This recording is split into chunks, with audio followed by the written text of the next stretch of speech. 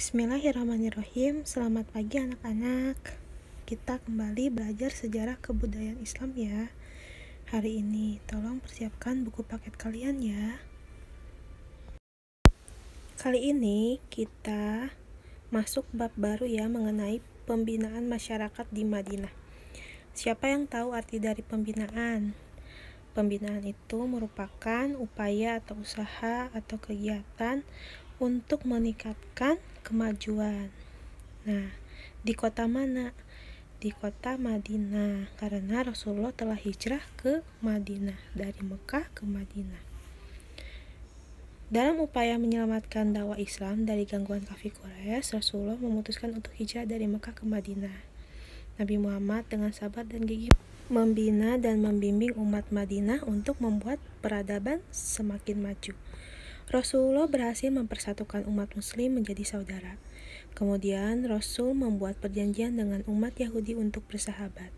Rasulullah juga berhasil menjadikan kota Yasrib yang biasa saja menjadi kota Madinah yang berperadaban dan berkembang di berbagai bidang.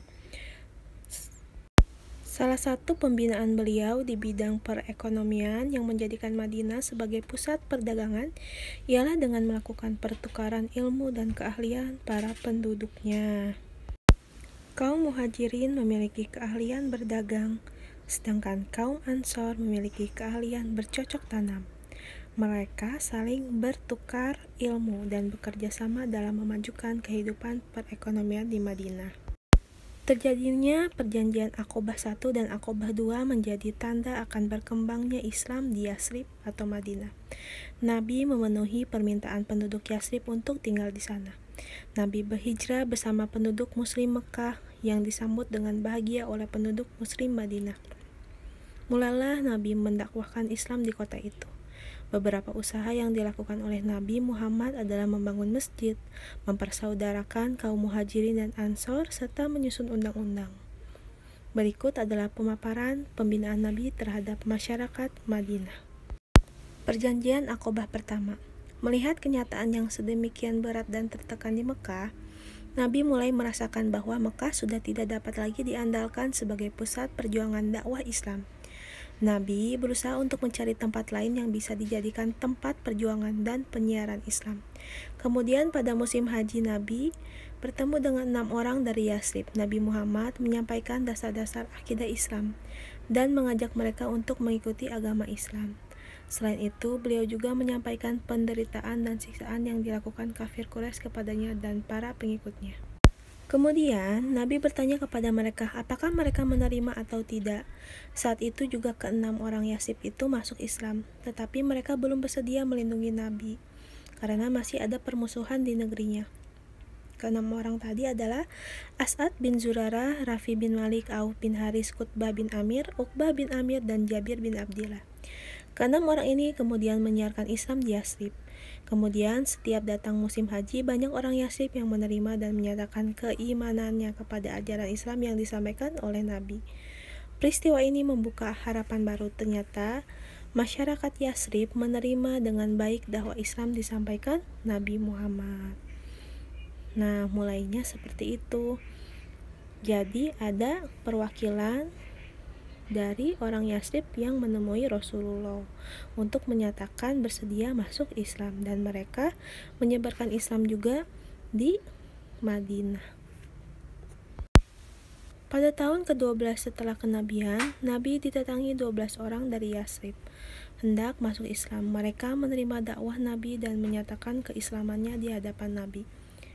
Pertemuan itu terjadi di Bukit Aqobah dan mengadakan persetujuan untuk membantu Nabi dalam menyiarkan Islam. Perjanjian itu dalam sejarah dikenal dengan Perjanjian Aqobah I atau Baiatul Aqobah I yang isinya antara lain sebagai berikut. 1. Setia kepada Nabi serta rela berkorban harta dan jiwa demi menyebarkan Islam. 2. Tidak menyekutukan Allah. 3. Tidak berzina, tidak mencuri, tidak membunuh anak-anak sendiri, dan tidak curang, dan tidak dusta. Nabi Muhammad juga mengutus sahabat sebagai duta untuk membantu penyiaran Islam di Yathrib, yang bernama Mus'ab ibnu Umar al-Abdari. Mus'ab ini dikenal sebagai seorang pemuda yang pandai membaca dan sangat bersemangat dalam menyiarkan Islam di antara penduduk yang masih musyrik. Beliau mulai mengajarkan syariat-syariat Islam dan pengetahuan agama kepada orang-orang muslim di Yathrib. Mus'ab menginap di rumah Asad bin Zurarah sebagai tempat menyiarkan Islam kepada penduduk Yathrib.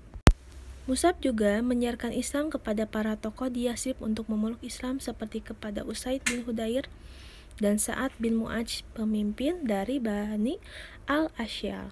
Mus'ab menyeru Islam kepada setiap perkampungan yang ada di Yathrib, hingga akhirnya banyak perkampungan yang sudah masuk Islam. Dalam waktu singkat agama Islam berkembang dan bertambah banyak pengikutnya di Yathrib.